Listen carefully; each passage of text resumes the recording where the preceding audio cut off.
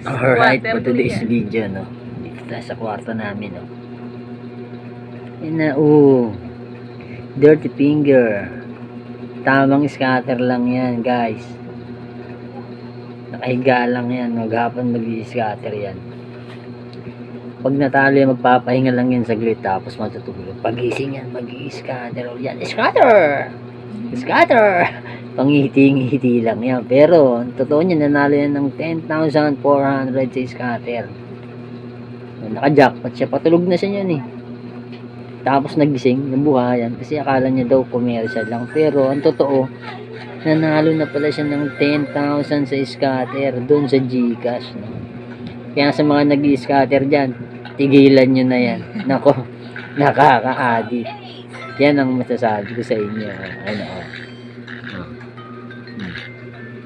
ba? Tanyo, Yes? Scatter! Diba? Hanggang dito na lang muna, ha? Kaya, wag nang mag-scatter, okay? Alright, see you!